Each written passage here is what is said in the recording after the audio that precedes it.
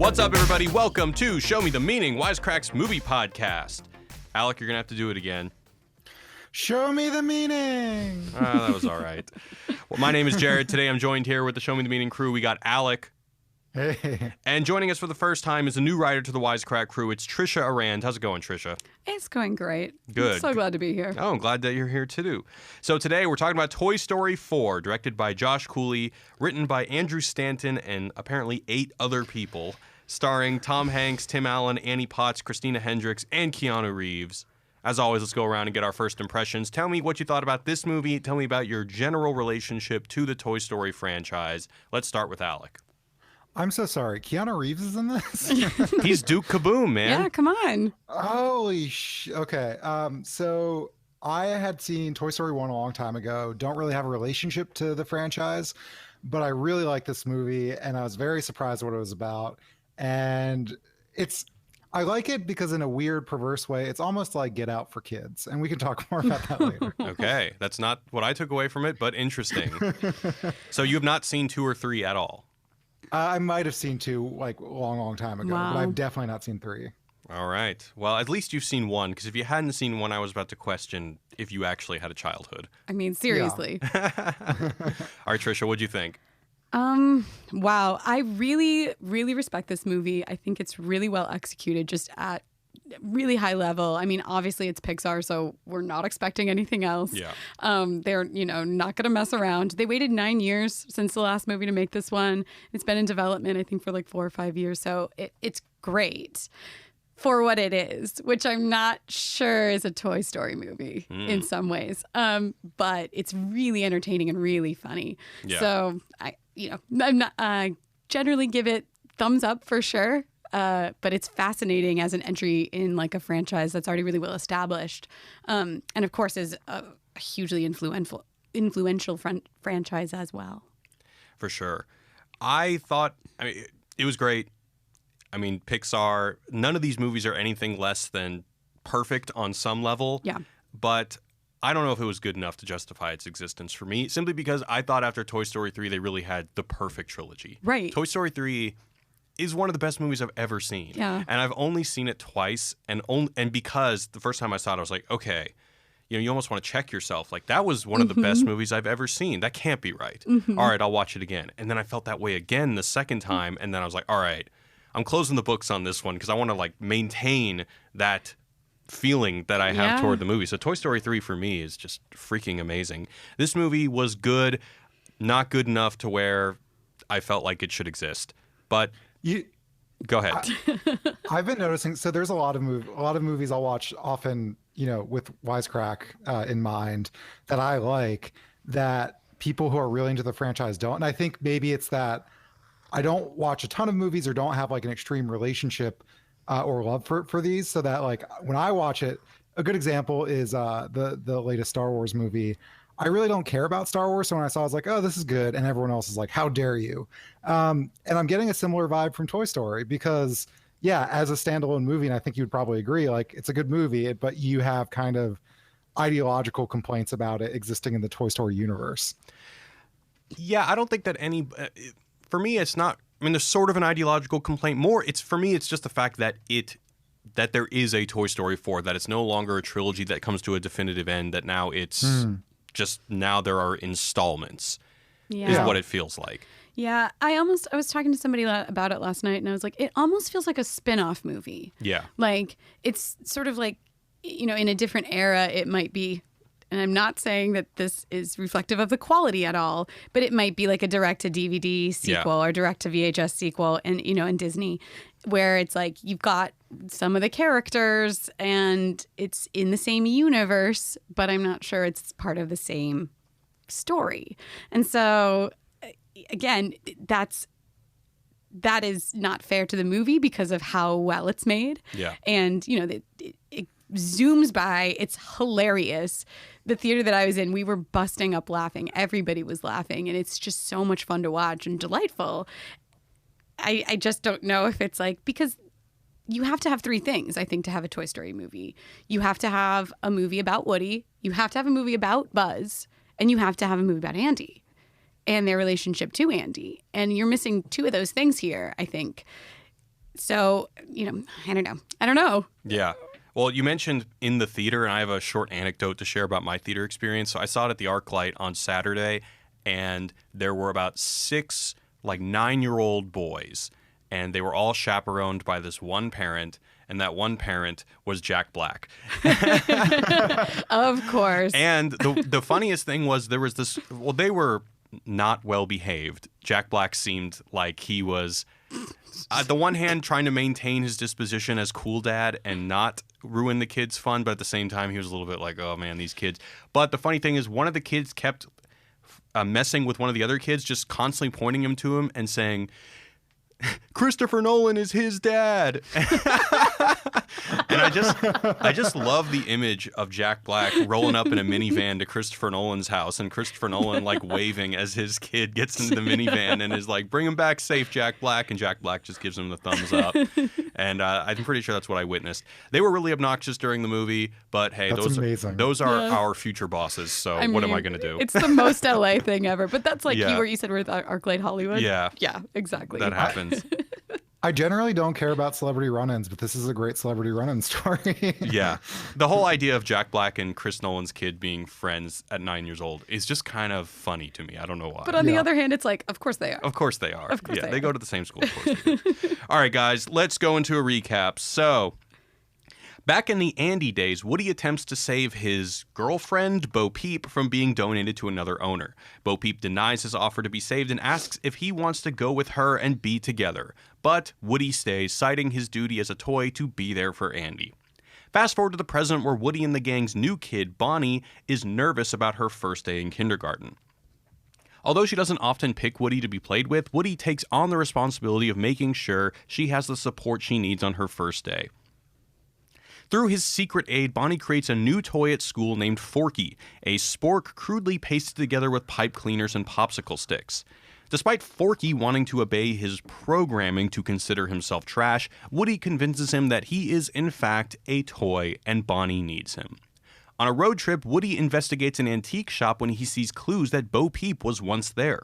He meets Gabby Gabby, a doll who captures Forky and holds him ransom, saying that she wants Woody's voice box so that she can fix her broken functionality that will enable her to finally find a kid who will love her. Woody reunites with Bo Peep, who is now a kidless free agent living her own life. Together with Buzz and a Canadian toy named Duke Kaboom, they infiltrate the antique shop to rescue Forky. In the process, Gabby claims Woody's voice box and installs it to herself, but despite her voice functioning again, Gabby is rejected by the kid she always thought would take her home. Gabby joins Woody, Buzz, and Bo Peep to return Forky to Bonnie. In the process, they see a lost child at a carnival, and Gabby positions herself to comfort the child and give her the confidence to seek help in finding her parents, and is taken home by said kid.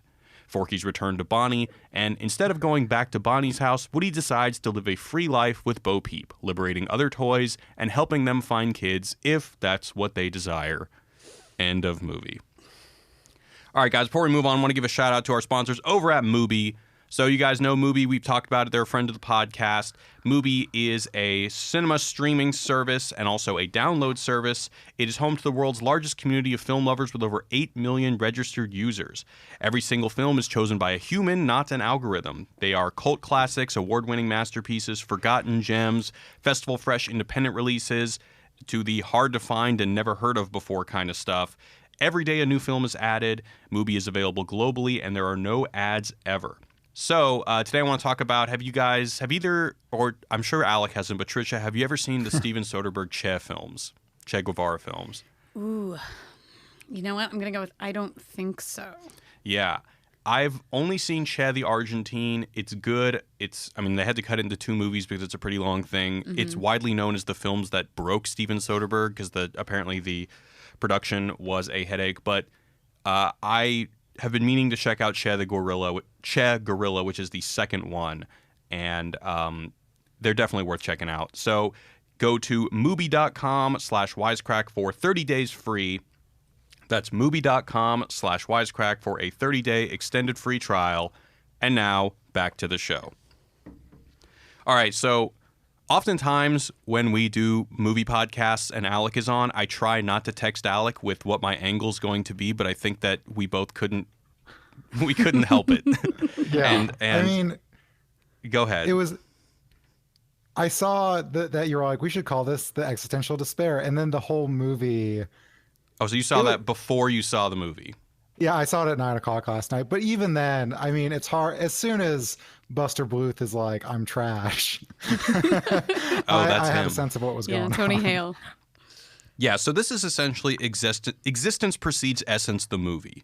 So for a little bit of a philosophy 101 refresher, Jean-Paul Sartre, essential existentialist philosopher, suggests that one first exists and then one creates oneself through the choices that they make. So that's what it means by existence. You first exist and then you create your essence, or rather that there is no predetermined essence. You are radically free. You radically choose. And I think that with the inner voice that they're always talking about, this is essentially what we're meant to equate with their essence. So Buzz listens to his all the characters are kind of rebuking a kind of essentialism and have to assert their individuality over their programming, their essential characteristics, or as they put it, their inner voice. So we see this with Buzz. He's always pressing his buttons so that he can listen to his voice box lines when he's trying to figure out what to do. There's Woody, who also listens to his inner voice. And he also has this inner voice telling him what his purpose is as a toy.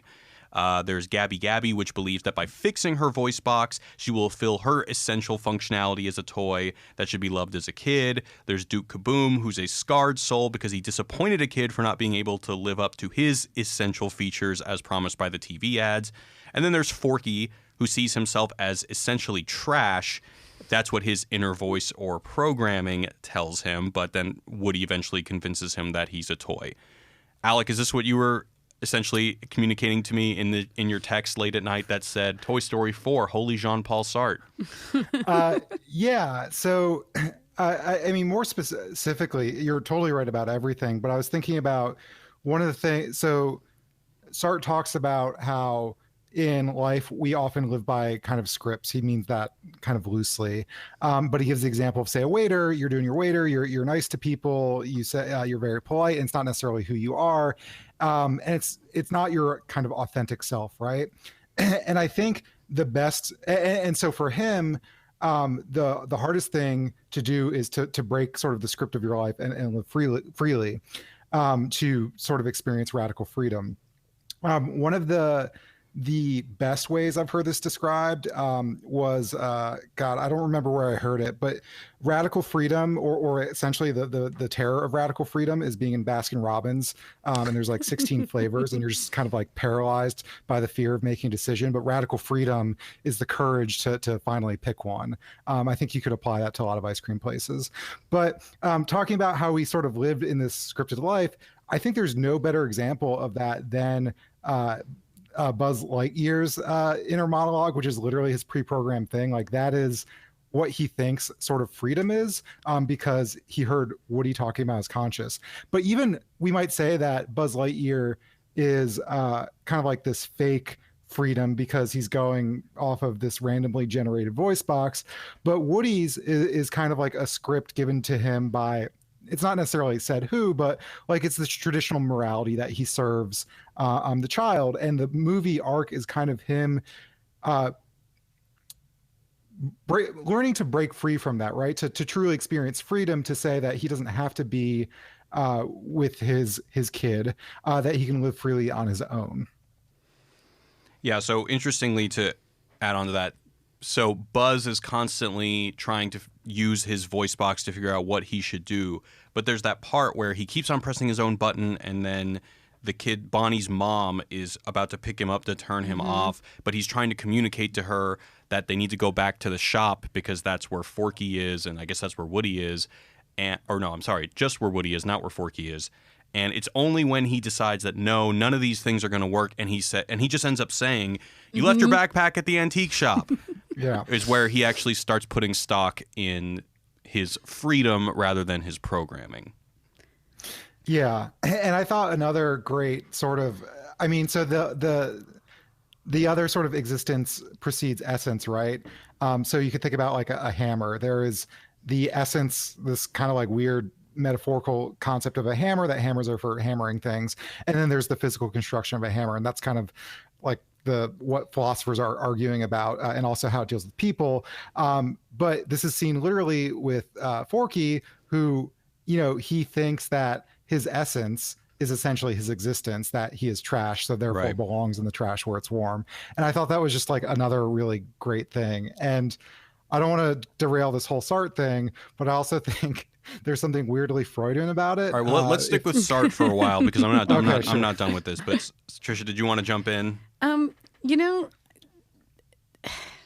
I think all of that is really interesting. Mm-hmm. I don't know how much it means to dissect the movie through that lens if you then aren't also sort of like trying to get at it thematically, which, I feel like I talk on literally every podcast that I'm on about like theme in literature and film and everything like that. But I'm not sure that laying this on it philosophically, while I think it's fascinating, does a lot to like illuminate its sort of thematic, what I think are thematic issues. Because I think that what you're talking about with Woody wanting, at the end of the movie, he decides that he doesn't actually need to be played with by one kid. He can sort of live on his own. And that's kind of what Bo Peep is doing the entire movie. But I don't think there is like enough underpinning his decision thematically to really explain it. And so, because he explained his choice to stay with Bo Peep. Right. And therefore to sort of like really get into the import of this movie. So, I'm not trying to derail the conversation. You guys have like a ton of philosophical stuff that is clearly like embedded in here. And I think it'd be hard to deny that the filmmakers were on some degree, like to some level, aware of like what they were grappling with philosophically. But I'm not sure that the purpose of nerding out about it is one thing, but I'm not sure the purpose of that, or like the philosophy, provides enough sort of substance to really read the movie in a way that I don't know. I kind of came away with it like, okay, so I'm not sure what this movie is saying. I'm not sure what it's meditating on exactly. But yeah, maybe it is this. I don't know. Well, let's make our case, because I argue that the philosophy, although I'm not saying they necessarily had a copy of Existentialism as a humanism next to them, but I definitely think that we'll just make a case, and then if you think that we're stretching, then you can say so. Or at least that like you can project this as like kind of transparency over the film. Sure. Yeah. We're very death of the author here. That's insane, but all right. All right, let's do it. So Woody, I already mentioned, he's always listening to his inner voice saying that his purpose as a toy is to be there for his kid, even if the kid doesn't want him. It's only when he faces the reality that Bonnie doesn't need him and listens to his personal feelings that he decides to live as a free agent with Bo Peep. I mean, would you agree with that?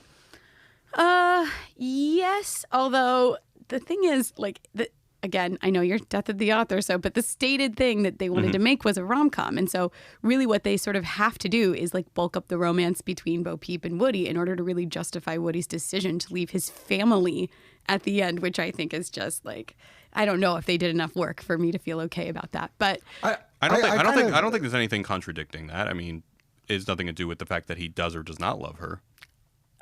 Bonnie or Bo Peep? Oh, no, I'm talking Bo Peep. Oh, okay. But Bo Peep, I don't feel like her philosophy, but maybe you can tell me that, explain it more to me.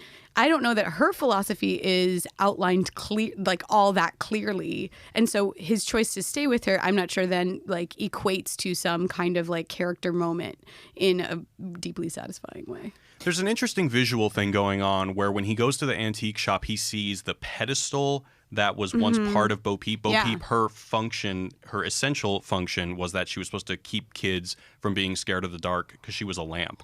And then by divorcing herself from that pedestal, she does kind of decide, no, I choose who I am rather than the programmer who made me or whatever. So I would argue that it does fit. I see where you're coming from, Trisha, in that like, I think some of the work, like scripting wise, is a little bit light in Woody's thing. But I think like when I think about structurally, like Jared just said, Bo Peep's whole thing is that she is sort of living radically free, but you don't have to put in like Sartrean terms. You could just think that people have their sort of predetermined script to serve their child, to be trash, to have tea time with a kid, and all these characters are kind of breaking free from that script, or we could even say function in the case of Bo Peep, to sort of make their own lives or make their own decisions. So I think that is pretty solidly in there, but I think you're onto something in that, like, it's a little light. And I think my only qualm with the movie so far, we'll see if I develop more, is that I loved the trash thing so much with Forky that I wish that was the central arc, is that Forky learning that he's not trash. Yeah. I mean, I kind of almost do too. And I hear exactly what you're saying. I fully agree. I think it's in there. Yeah. So if you guys have more to say about it, by all means. Well, we'll make it quick. Great. But I am going to go even deeper with it, so you might hate me, but we're going to do it anyway. All right. So once again, Duke Kaboom already mentioned that the TV ads basically say he ought to be able to scale this huge gap, and then he can't do it, so he has this existential crisis, but then he learns not to define himself by that standard. And I already mentioned the Forky thing.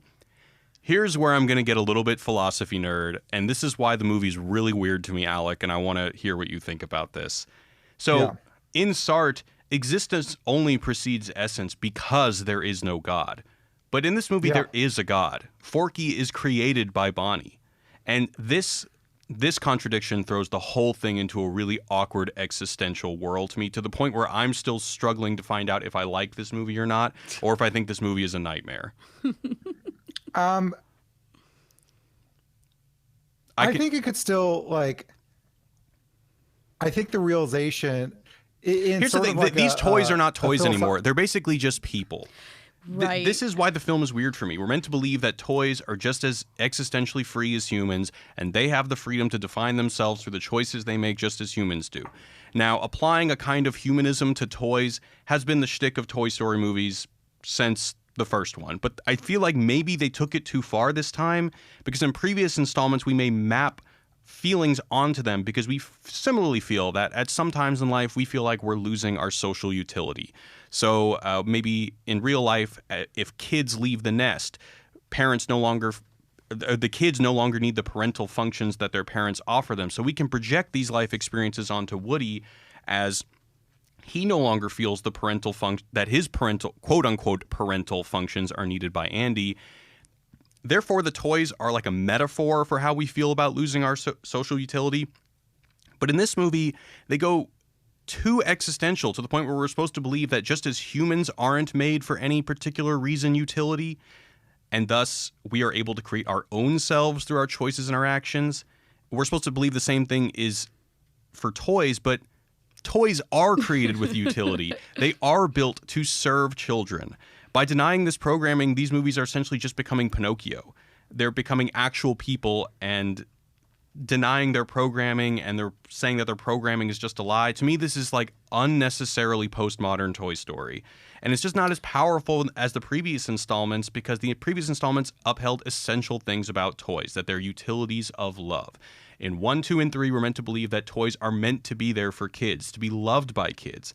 In the third one, you might be passed on to another kid, but there will always be a kid out there for you to love and help. And we project that onto us because, as a source of comfort, we as humans think that maybe our essential nature as humans is to love each other and that to be there for people, etc. But now that's all thrown out the window.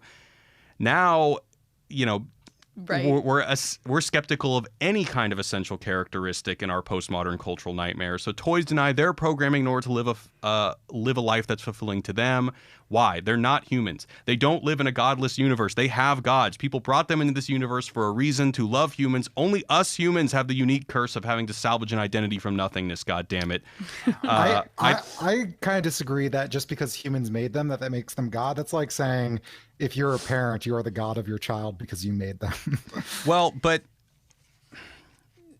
okay, I can see that. I mean, in a sense, but I mean, I think there's something pseudo-biblical. Did this ever enter your mind about how Gabby Gabby has that book that shows that this is who you ought to be? And perhaps you can equate, I mean, we don't see this in the film, but you could equate that with like other toys having instruction manuals and stuff. But I don't know. Certainly, even if you were to say that a child or a parent brings you into this world, there is something a little bit different with something actually granting you sentience for a particular purpose, right? Like, yeah, but I mean, I don't know if their sentience is necessary to their kind of function as toy. Like, obviously, our real life toys serve a function, and they're not sentient, and they're fine as toys. It's almost like their sentience or their essence, if you will, kind of goes above and beyond their sort of physical existence, which makes them capable of experiencing freedom. I hear what you're saying, though, Jared, which is that, like, the first three movies very definitely function metaphorically. Yeah. Like, the first movie is about friendship. Woody loses his place as, like, the best friend of Andy, and he has to, like, make his peace with the fact that Andy is going to have another friend that is closer to him than he is, which is relatable on a kid and an adult level. Yeah. And then the second movie is about, like, the impermanence, right? This idea that they are, if they go to this museum, they can be permanently, like, loved, but that they're not in relationship then. And so the idea that relationships are impermanent, that's very relatable, very human. And the third movie too really grapples with, like, death. And I think there's a lot of, like, the third movie is, like, think about that incinerator scene at the climax of Toy Story 3, which is one of the best scenes, like, in animation as far as I'm concerned. It's incredible. And it really is about something that is human. So that's sort of always the thing about movies, is that you have to tell a human story. And I am not sure that Toy Story 4 is telling a relatable human story, because the specificity of the way that the toys function and, like, operate within the world becomes so abstracted from what it means for us to be human. Like, what is the metaphor here? It could be, so to understand through like kind of the thematic lens, it could just be that, I'm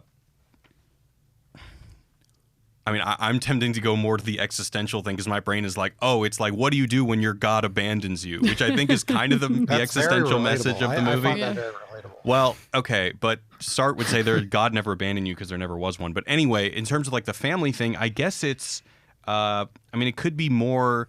See, my problem is with the third one, it was kind of like your kids are leaving the nest. So Right, Andy it's goes parenting. Andy goes off to college. What do I do now? Well, because your utility as a toy is to be there for humans, I would argue, and that is an essentialism that I'm comfortable with, then he should go to another kid who will appreciate them. And I guess this one is like, well, if your kid leaves the nest or their kid no longer leaves you, then you just live your own best life or something like that, I guess. Sure. And I was talking about this too, but, like, it's not enough in there textually, I think, to really make that argument. Because Toy Story 3, it ends up being like, they realize they have to let Andy go. And then the whole thing is that they end up deciding, okay, well, as long as we're together, like, we'll go to the attic if we're together, we'll go to Bonnie's if we're together. And Andy ends up making that choice where he gets almost, could go to college with Andy. But then he gets into the box to get donated so he can be with his family and be with Bonnie. And then this movie just undoes all of that. Yeah, the family thing is really lost. It's really lost. And, and this is sort of what I was saying earlier. It's like, is this a Toy Story movie? Like, we have a completely different cast of characters. And so, and you really are not, Woody's sort of arc through the first three movies is completed. And so they're trying to, like, give him this other arc. But I'm not sure that it has the same sort of, like, message or relatability, emotional gut punch that those other movies have, for the reasons we're talking about. The fact that we have to have this debate. Yeah, it sounds like it's asking the same question as Toy Story 3, in that, what do you do when you lose your utility? Right. Or what do you do when you lose your sense of identity, Right. whether it's Andy doesn't need you or Bonnie doesn't need you? And it's just a new answer, one that I find less emotionally appealing. I agree. Exactly. So, yeah, if you're going to ask some of the same questions thematically and then answer them in a different way, it feels wrong. Like, I don't, Woody has always sort of been in the wrong. And that's kind of all of the Toy Story franchise is like, Woody thinks one thing, he discovers he's wrong, usually because Buzz sort of accidentally teaches it to him. And this movie he is wrong in a sense, but then, like, wrong because he wants to be there for Bonnie when she doesn't need him. Is it? Right. I guess so. But he doesn't really come to a place where like he does end up finding meaning beyond that. At least not textually enough as far as I'm concerned. I think it could have been really sharpened and cleaned up. Well, what about Ducky and Bunny? Do those not provide any textual justification for the fact that some toys need aid in finding what they want, whether it is a kid or it is a life of freedom or something? I mean, sure. So there's that scene at the beginning where Woody helps Bonnie make Forky, essentially. So he's been, put in the closet. She doesn't need him. He takes it upon himself to like go with her to kindergarten. And then that beautiful scene where he gives her all these crafts and helps her create a toy that is going to become, like important to her, comforting her, is going to be close to her. But and his reasons for doing that at the time are strictly self-interested. It's making him feel relevant. That's the only reason he cares about Forky, is because he sees it as like, okay, well, as long as I'm taking care of Forky, then in a way Bonnie needs me. So in a way I have like meaning. But if he had been able to realize, say, at the climax of this movie, or near it, when Bo Peep is like, why do you need to go back? Why do you need Forky? And if Woody had sort of come to a place of like actually providing Bonnie with that, even though it has nothing to do with me, is actually meaningful. Yeah. Then this life of like matchmaking kids with toys that they like form at the end would be this sort of beautiful completion of that arc. This like, oh, that action itself, helping kids find toys that they do love, that is useful, even if it isn't me. But that is what he does at the end. Yes. But I just don't think it's thematically connected enough. Like the dots aren't all the way connected in a way. With what he did for Forky. Yeah. Go ahead. I think I agree, because what you just said I agree with, but I think almost the existentialism conflicts with that a little bit, so it gets like buried a little bit. Okay. Go on. I mean, I don't have much to say, but just the idea that Woody is now a matchmaker for toys and kids, right? I think is something that was lost on me until Trish just said it. Yeah, so they didn't do enough. They didn't connect the dots. Yeah. Yeah. I also had some very, very famous children yelling during very key parts of the movie. So, like, during that whole speech where Woody talks to Gabby and they have this emotional connective moment, I have no idea what was said during that speech. Right. Well, so here's my question. So what is then the metaphor? What is the translatable thing? Because there's no like human equivalent to that. Like what are we supposed to, matchmaking kids and toys? Okay, that's great. Comforting kids, maybe finding something that provides comfort to kids. What is the human like sort of thing that we can then walk away from this movie and say like, oh, I need to rethink this about my life or think about this role? I think it's still like making your own choices, or like questioning the sort of narrative that you've been given, because even if that new narrative that you make for yourself or that new meaning you make in your life is to connect kids, that is still like an action you do, whereas some of the toys are clearly right. Just out there to like hang out and live their best lives, like the party scene. Yeah it definitely has something to do with constructing your own identity, not allowing yourself to be pigeonholed by any particular set of societal standards or something like that, and just moving on. Now, I think I share your disappointment that there seems to be a lot of overlap between that and Toy Story 3. Yeah. But yeah, to me there is no metaphor. It is just exactly. It is just that it's just literal in that Woody is now a human. Yeah, exactly. And that's just not as fun to me. I don't know. I definitely didn't cry in this movie. I cried in Toy Story 3 either. I was bawling during Toy Story 3. Yeah. Well, because again, you're telling a story about toys, but you're telling a story about like humans and feeling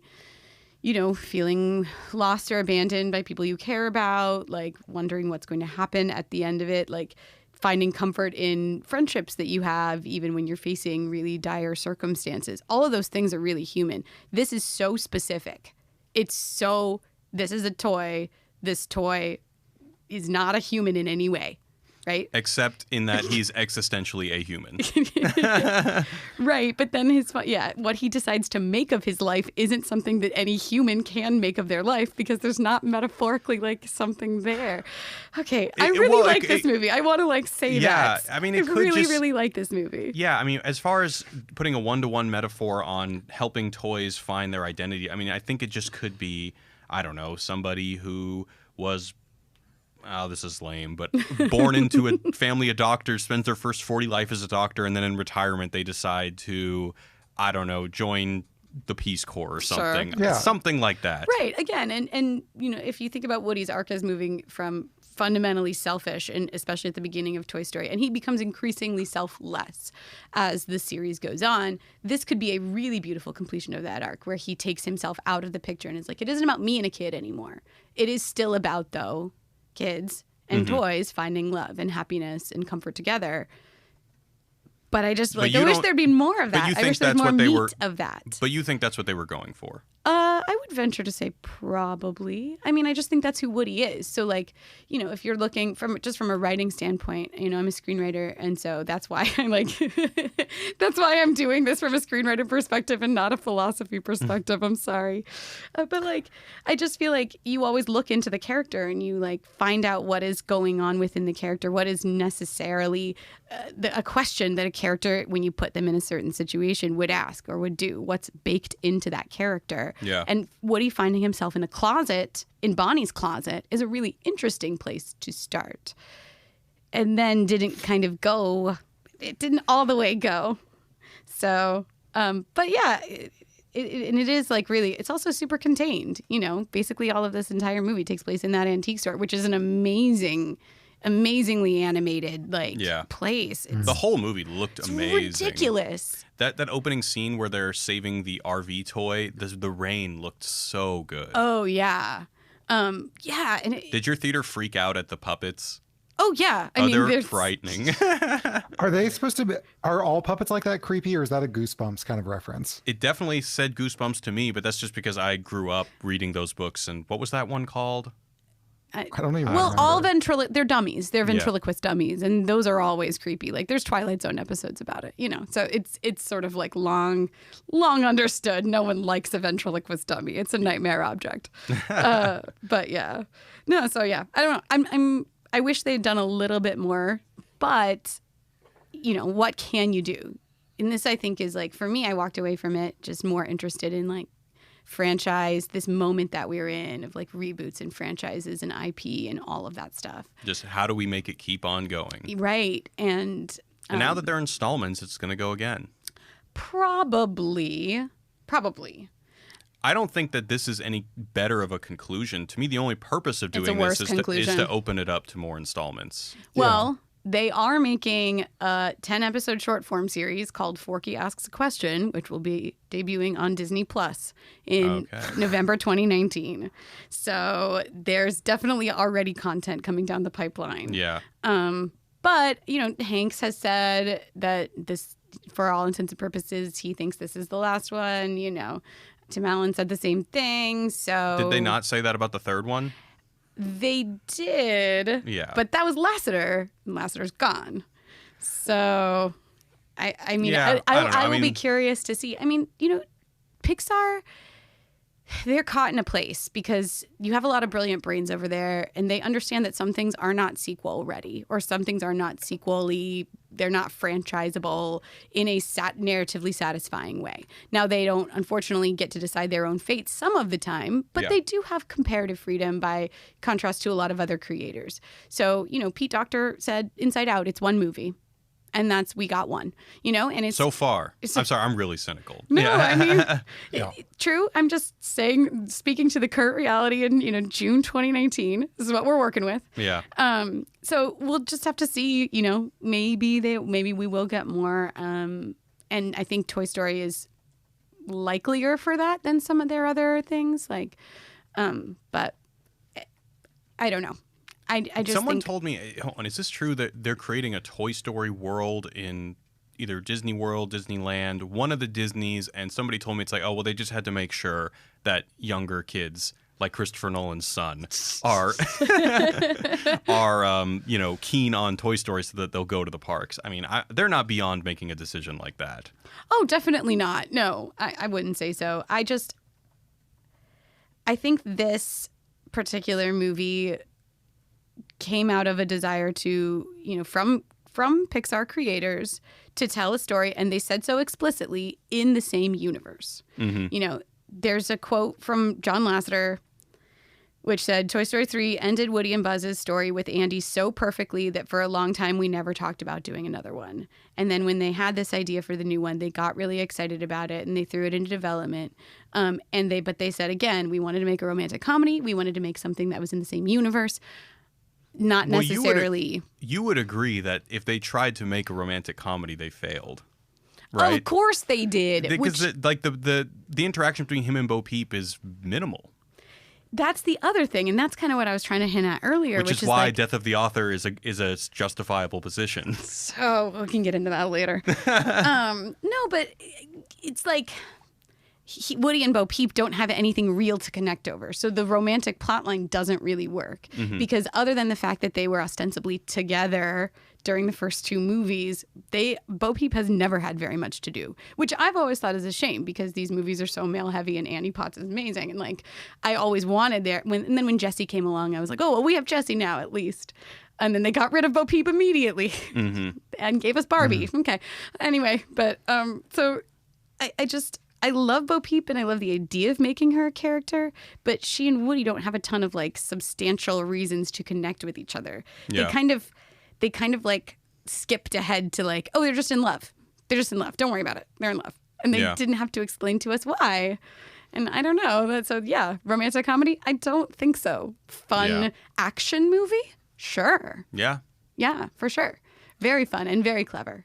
All right, Alec, you were going to bring in some Freud. What's the Freud dude got to say? Well, I'll do Freud very briefly, but I have another lens to read this movie. The quick thing I'll say about Freud is that Freud thought that there was like a death instinct or a death drive that competed with our desire for like life and creation. And the best way that I've ever understood this is like the sort of desire for non-existence because it's safe, warm, and cozy, exactly how Forky describes the trash. So it's kind of like the desire to return back to like our state before being born, like in our mother's womb. Anyway, my real other reading, and I want to know what you guys think of this, is that, so I think you picked up on some of the kind of biblical stuff. So there's this whole theme of shepherding. Obviously, there's Bo Peep and her sheep, but you have lost toys, lost children, especially at the end. And then like Woody in the beginning saves a distressed member, the RC car of his flock. So he's almost like, tending to his herd.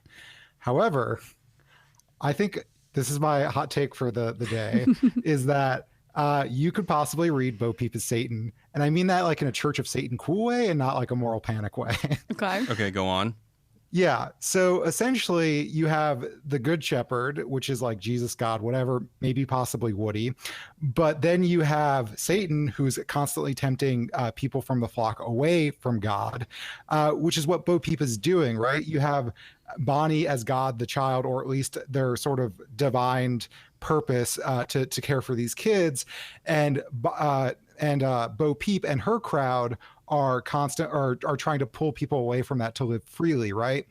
So it's just the idea of like Satan as like the rebel and also like the tempter. Now, also biblically speaking, like the tempter often gets equated with, for instance, like women, like Eve tempting Adam and all that stuff. You don't say. Sorry? I said, you don't say. Yeah. So rather than living for God or Bonnie or their kid or whatever, the toys are living for their own pleasure and serving no master.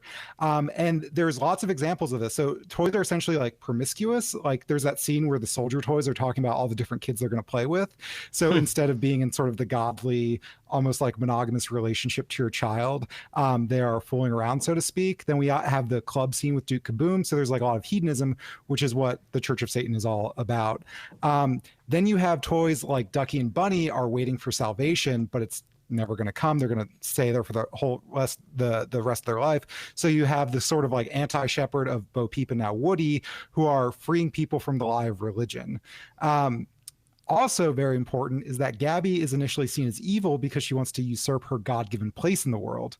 And by no fault of her own, she has a defective voice box and wants to take away the voice box of someone who was given, from God or destined, which is Woody.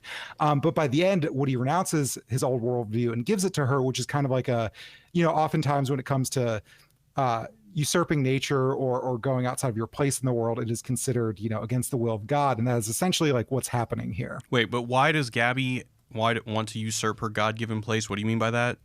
Well, because she was born with like a defective voice box, right? Oh, was she born? Are you sure she was born? Yeah, she says that. Oh, she was defective right out of the box. Oh, gotcha. Yeah. Okay, I missed that.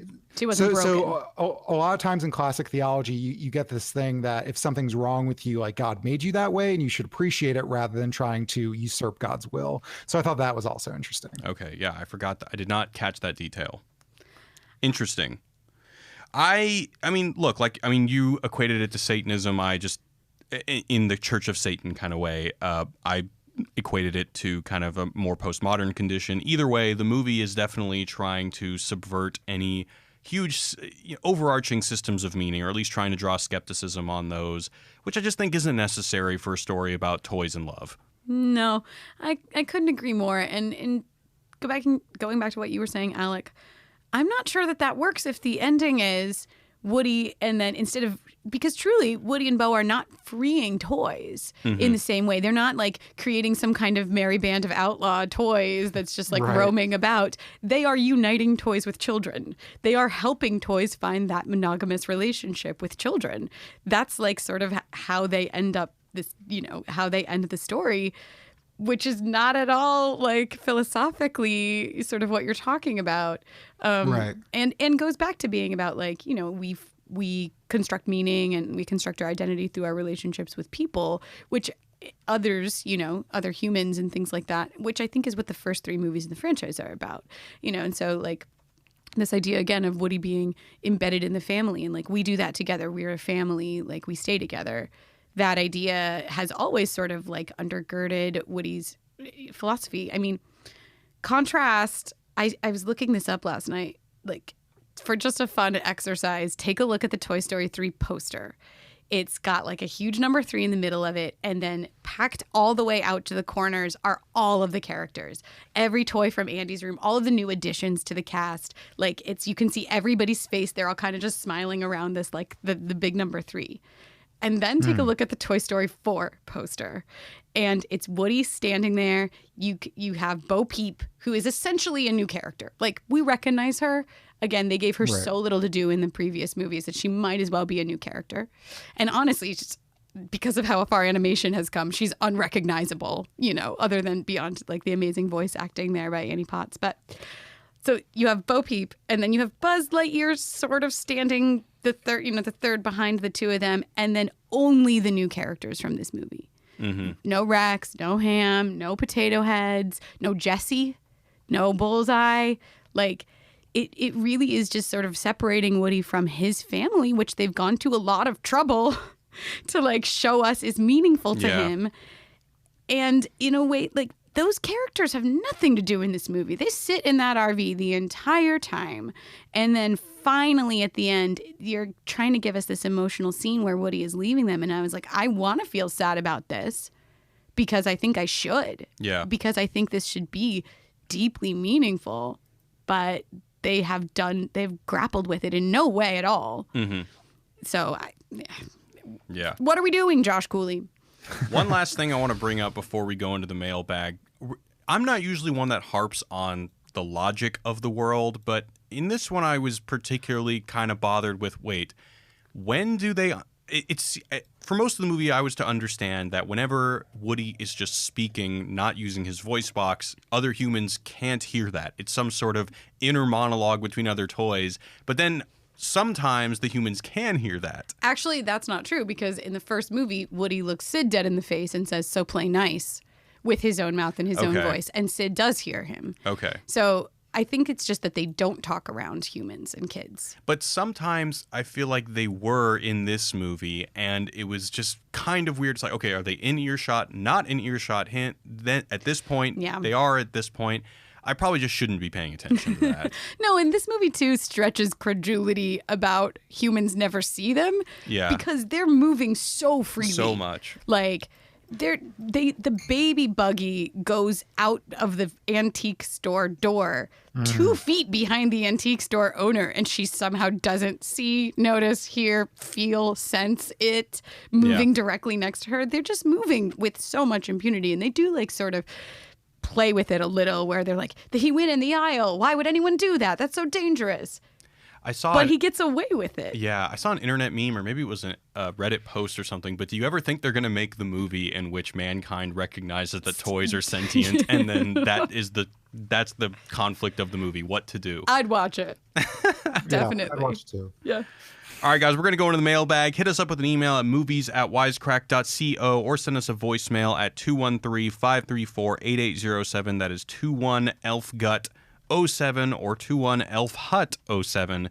We got a voicemail from Anonymous about John Wick 3. Hey, what up, Wisecrack? Just a huge fan of the pod, by the way. It's called John Wick 3. Thought it was a great discussion, but one thing I thought was pretty interesting, I went and saw this movie actually with my girlfriend who used to be a ballerina and enjoyed the movie as much as I suppose any girlfriends in the audience could, but thought that it was almost in a matter-of-fact way pointed out that the scene in which the ballerina is falling down and coming back up repeatedly during the scene when John Wick enters and talks to Angelica Houston is the portion of Swan Lake in which the dying swan is doomed to dancing until the character dies and then is reborn and forced to dance again until it dies, which she thought was like common knowledge, and I didn't realize this at all and thought that this would be something the Wisecrack people would totally love. Obviously, thematically links up with John's situation, sort of being intermittently pulled in and out of the assassin world at the end of Swan Lake, and as the main characters in Swan Lake end up killing themselves in order to deprive the sort of arch villain of any sort of power, which definitely links up with the Bowery King and John sort of going to war with the High Table. Anyway, I thought it would be cool. Keep up the good work, and look forward to listening to new episodes. Thank you, Anonymous. Yeah, I like that a lot, especially when you consider the last act of John Wick 3, as I mentioned in the last podcast, is about him not wanting to spend the last days of his life, or the last years of his life, being a assassin until it ultimately kills him. But I did not catch that. That's super cool. Thank you for bringing that in. Have you seen John Wick 3? Not yet, but I love the first two, so. Oh, okay. Yeah. Oh, man, well, you got to see the third I know, one. I'm excited about it. All right, we got an email from Andrew. He says, want to talk a little bit about Audition. Have you seen Audition? Oh, you don't watch horror movies. Never mind. Absolutely not. Okay. So Andrew says, the color white may mean pure, but I believe that is also associated with death and the dead in Japan. This is probably why Sadako looked like she did in Ringu, which was released a little before Audition was made. Asami may seem angelic, but when she's just sitting in her apartment looking at the floor with her hair over her face, she is ghostly. I like this point a lot, Andrew, because I know that colors definitely have different meanings in different cultures, and I was not caught up on the meaning of white in Japan. That makes it even more interesting, because when I see her in the movie through an American lens, she looks like an angel decked out in all white, but it might have been some foreshadowing of doom in Japan, so that's pretty awesome. If you ever decide you have the stomach for horror movies, I can't recommend Audition enough. Duly noted. Okay. All right, we got another one about John Wick 3 from Baba Booey, which I'm assuming is not the Baba Booey from Howard Stern. Says, well, hey, if it is, then I'd be very surprised. Hey guys, been listening for a while now and just saw John Wick 3 and listened to the Wisecrack episode about it. I noticed you guys compare the brutality of John Wick to that of Buster Keaton and Jackie Chan. Do you think there's some kind of point to be made about true comedy getting more and more violent over the years? Chaplin and Keaton getting slapped around, Jackie Chan beating up and maybe killing a few guys, then John Wick killing a whole room. Just food for thought. Also, a quick movie recommendation. Look Who's Back is a 2015 film about Hitler coming back to modern-day Germany and everyone thinking he's an actor. It has some great Borat/Bruno-style satirical racism, revealing real racism stuff, but also gets really meta about how it's based on a book and has something really intelligent to say in the end. But it's on Netflix, and I haven't checked it out, but I'm sure it's on Amazon, too. Have either of you seen that movie? I've never even heard of it. I have heard of it. I have not seen it. I haven't seen it either. Yeah. I haven't seen it. As far as comedy getting more violent, I mean, I think if you draw the line between, Keaton to Jackie Chan to John Wick, but in general, I think John Wick is there's not a lot of that kind of action comedy happening at all. So it's hard for me to say that there's been a real general trend towards that, because anytime you get that kind of non-CGI action comedy, you're just lucky you get it at all. But yeah, I'm hard-pressed to think of other examples that could build that conclusion that slapstick comedy is getting more violent. I mean, there's definitely a moment of action comedies in the 90s and stuff like that, like Shane Black and Lethal Weapon, and like you could argue the Die Hard very easily. The Die Hard is a comedy and stuff. Some of those movies. Yeah, but the comedy isn't physical comedy as much with Jackie Chan. Right. Yeah. I mean, I have not seen John Wick 3. I'm really excited to see it. I don't know if I would classify the first two as comedies, other than there's something kind of delightful about just seeing Keanu Reeves kick so much ass in such in just such an unbelievable way, an excessive way. So I wouldn't say they're comedies. I think there are comedic elements to them. Yeah. But the third one really goes balls to the wall with some of the action is a little bit more it's something that you want to see in a crowded theater because people are constantly wincing and laughing at the same time because they just can't believe just the sheer brutality and the sheer disposability of people's lives. Well, what about something like Deadpool then? Like, Deadpool is horrifyingly violent, but at the same time really funny. And a lot of it is the physical comedy because, of course, he can't, die and everything like that. Yeah, but, I mean, that is also very baked into plot, whereas with Jackie Chan, all of the not all of it, but a lot of the comedy was in the fact that, he's having a guy hold his knife while punching two other guys, then taking the knife from him and then killing him with it. Right. So that's the kind of physical comedy that John Wick deals with that you don't see a lot these days. Yeah. And also because it just requires giant stunt teams, which of course don't really, which is just tough to compile these days. Anyway, we're going to go and wrap it up for today. So send us a voicemail at 213-534-8807 or emails at movies@wisecrack.co. Once again, that's .co, not .com. I want to thank my guests, Trisha and Alec, for joining me. Thanks a lot, guys. Thank you. Thank you. All right, and we'll see you next week. Until then, peace.